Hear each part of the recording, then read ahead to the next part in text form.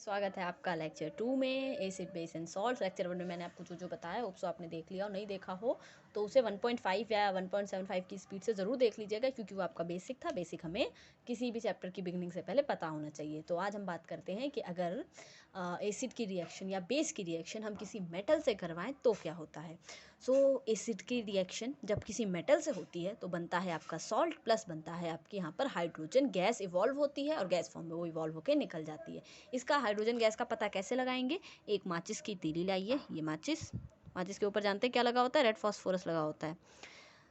और अगर आपके पास एनसीईआरटी किताब हो तो उसमें जो आपका कॉम्बशन वाला चैप्टर है ना, उसमें ब्लू कलर के बॉक्स के अंदर या रेड कलर के येलो कलर का बॉक्स होता है एक्स्ट्रा इन्फॉर्मेशन का, उसके अंदर पूरा ये माचिस कैसे जलती है पूरा बड़ा सा वो प्रोसेस लिखा हुआ है, तो एक बार उसे ज़रूर पढ़िएगा। ये हमारी माचिस इसके सामने जला करके ले जाएंगे। जलती हुई माचिस होनी चाहिए, ये जलती हुई, इसमें से आग निकलती होनी चाहिए ऐसे। ये जलती हुई माचिस इसके पास लेके जाएंगे तो ये पॉप साउंड के साथ बुझ जाएगी।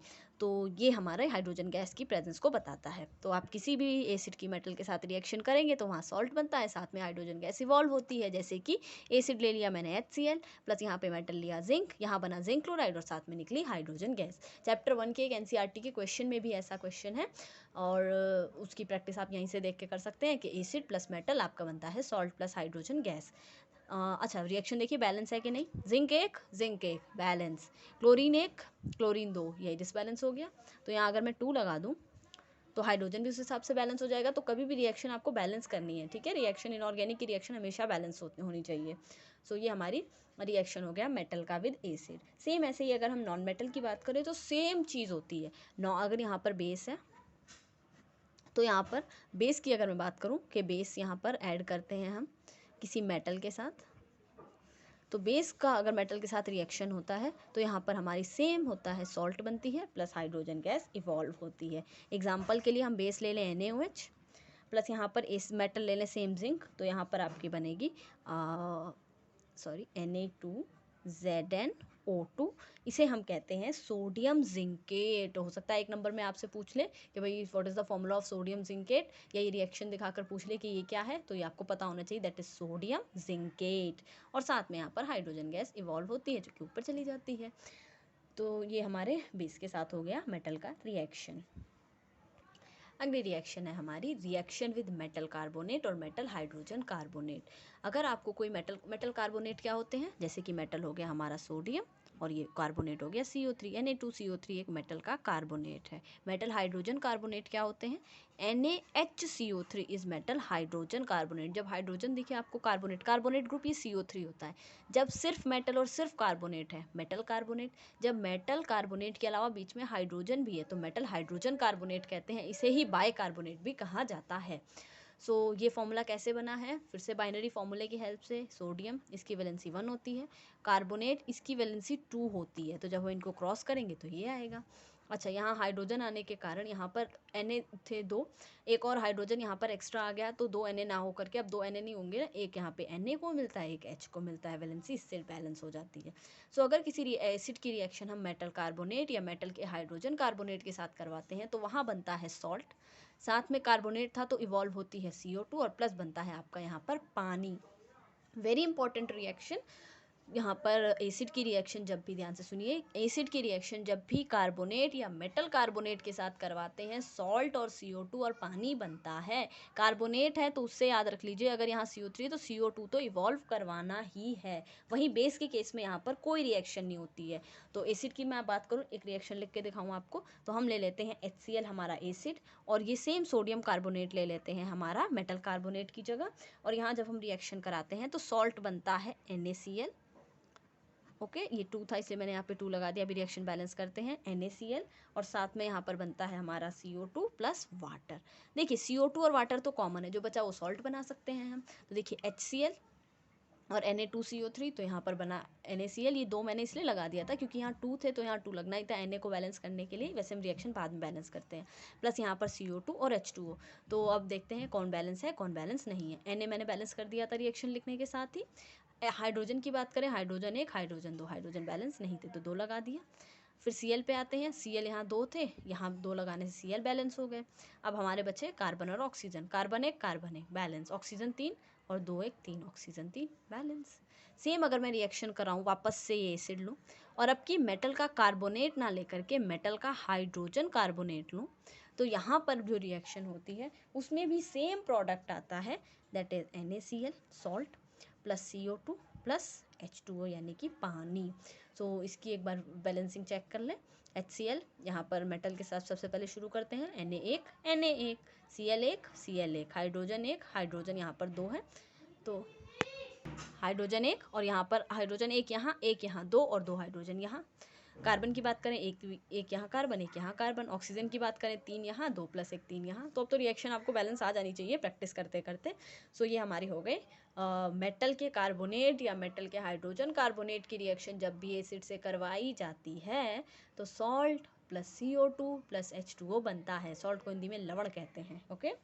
अच्छा, अगर यही रिएक्शन किसी बेस के साथ होती है, बेस के साथ हम कोई मेटल कार्बोनेट या मेटल हाइड्रोजन कार्बोनेट का रिएक्शन करवा रहे हैं, कोई रिएक्शन नहीं होती है, नो रिएक्शन। हो सकता है आपसे MCQ में पूछे कि भाई मेटल के साथ हमने मेटल कार्बोनेट डाला, बेस के साथ हमने मेटल कार्बोनेट या मेटल हाइड्रोजन कार्बोनेट बताया और आपको 3 प्रोडक्ट बना दे और चौथे में 3 ऑप्शन में कोई ना कोई प्रोडक्ट दे दे और चौथे में लिख दे नो रिएक्शन, तो आप किस पे टिक करेंगे? नो रिएक्शन पे। इनमें कोई रिएक्शन नहीं होती। अच्छा, एक CO2 डिटेक्शन हमें पता होना चाहिए। जैसे हमने बोला कि लास्ट में भाई CO2 इवॉल्व होती है, पानी इवॉल्व होता है, सॉल्ट बनता है। CO2 तो गैस होगी, इस गैस की इवोल्यूशन हुई है ये हम कैसे चेक करेंगे? सूंघ के चेक नहीं करते हैं, CO2 सूंघ के चेक नहीं की जाती है, ठीक। तो इसकी डिटेक्शन के लिए CO2 जो होती है लाइम वाटर को मिल्की कर देती है। लाइम वाटर चूना पानी उसे मिल्की कर देती है, दूध जैसा रंग ले आती है। तो ये CO2 का डिटेक्शन होता है। हम क्या करते हैं यहाँ पर लैब में आप देखेंगे इस तरह का हमारा कुछ सेटअप होता है। या फिर इसे छोड़िए, हम जो है ना जिस टेस्ट ट्यूब में ये रिएक्शन कर रहे हैं उसके अंदर हमने भाई मेटल सबसे पहले एसिड लिया था, मेटल कार्बोनेट इसके अंदर या हाइड्रोजन कार्बोनेट जो भी हम रिएक्शन लेके कर रहे हैं वो ऐड करते हैं। और यहाँ पर जब रिएक्शन इनके बीच होती है तो सॉल्ट बनेगा इसमें ही रहेगा, पानी बनेगा इसमें ही रहेगा, पर जो CO2 गैस बनती है ये जब बाहर आएगी तो इसकी हम डिटेक्शन कैसे चेक करते हैं? एक दूसरी टेस्ट ट्यूब लाते हैं इसके माउथ पर और उस टेस्ट ट्यूब के अंदर हम भरते हैं लाइम वाटर चूना पानी और उसको ना इन दोनों को ऐसे लाके, मान लीजिए एक टेस्ट ट्यूब ये है और एक टेस्ट ट्यूब, इस टेस्ट ट्यूब के अंदर मैंने अपना metal carbonate hydrogen carbonate reaction कराने के लिए भरा है और यहाँ से मैंने दूसरी टेस्ट ट्यूब ली और ये इसके माउथ पर ऐसे ले आऊँगी। तो ये टेस्ट ट्यूब शीशे की होती है, साफ कांच तो आपको दिखेगा। तो ये जो लाइम वाटर होता है ये पहले तो आपका लाइम वाटर वैसा उस तरह का होगा, आपका चूने में अगर आपने कभी पानी मिलाकर देखा हो तो पहले तो वाइट रहता है, पर जैसे ही इसके अंदर CO2 जाती है, वाइट का मतलब कलरलेस वाला वाइट, कलरलेस समझिए, तो जैसे ही इसके अंदर CO2 जाती है तो ये जो होता है ना आपका आप दूध जैसे रंग का हो जाता है। तो हम कहते हैं कि लाइम वाटर टर्न्स मिल्की, ये आपका CO2 की डिटेक्शन बताता है। सो यहाँ पर CO2 turns lime water milky. अच्छा, लाइम वाटर होता क्या है? चूना पानी, कैल्शियम हाइड्रोक्साइड को हम लाइम वाटर कहते हैं। तो इसके अंदर जब हम CO2 डालते हैं तो यहाँ पर आपकी कैल्शियम कार्बोनेट बनता है और साथ में बनता है पानी। अब ये मैंने आपको क्लास क्लास कह रही हूँ, जो फर्स्ट लेक्चर हुए थे, मतलब फर्स्ट चैप्टर के कुछ लेक्चर थे उसमें भी बताया था। ये चूना पानी हम पेंट करते हैं दीवारों पर और उसके साथ जब CO2 मिलती है तो ये जो होता है कैल्शियम कार्बोनेट बनने के कारण आपकी जो वाइट वॉश करने के बाद ये और चमक जाता है, क्योंकि कैल्शियम कार्बोनेट उसमें आपकी दीवारों पर बन जाता है वाइट कलर का, ठीक। तो ये हमारी हो गई। कैल्शियम कार्बोनेट सफ़ेद रंग का होता है, जो ताजमहल होता है ना उसके पत्थर कैल्शियम कार्बोनेट के हैं इसलिए वो सफ़ेद संगमरमर है। सो ये हुआ। अच्छा, अगर आप जो है लाइम वाटर CO2 जो है एक्सेस में पास कर दें, यहाँ पर CO2 बहुत सारा पास कर दें, सो अगर आप CO2 एक्सेस में पास करते हैं तो ये जो दूध जैसा रंग हो जाता है ना ये डिसअपियर हो जाता है, वापस पानी जैसा बन जाता है। जैसे मान लीजिए जब ये दूध जैसा हुआ था तो ये कैल्शियम कार्बोनेट की फॉर्मेशन के कारण हुआ था, और उसके अंदर आपने वापस से एक्सेस में CO2 डाल दिया, थोड़ा सा वाटर ऐड किया, तो यहाँ पर ड्यू टू दिस फॉर्मेशन ये जो होता है अपनी मिल्कीनेस डिसअपियर कर देता है और जो आपका सोल्यूशन होता है वापस से कलरलेस हो जाता है। सो आपको ये तो एक्स्ट्रा में पूछेगा, पर ये इंपॉर्टेंट है, आपको पता होना चाहिए कि लाइम वाटर जो होता है यानी चूना पानी जो होता है, कैल्शियम हाइड्रोक्साइड पानी मैंने बोला है तो इसमें पानी ऐड नहीं करना है, ठीक। ये चूना पानी हिंदी में कहते हैं, ये कैल्शियम हाइड्रोक्साइड ही याद रखिए आप, ठीक, लाइम वाटर कैल्शियम हाइड्रोक्साइड। तो इसे जो है CO2 यहाँ पर ऐड करते हैं, तो कैल्शियम कार्बोनेट की फॉर्मेशन के कारण ये सफ़ेद रंग का हो जाता है। लैब में डिटेक्ट किया जाता है कैसे?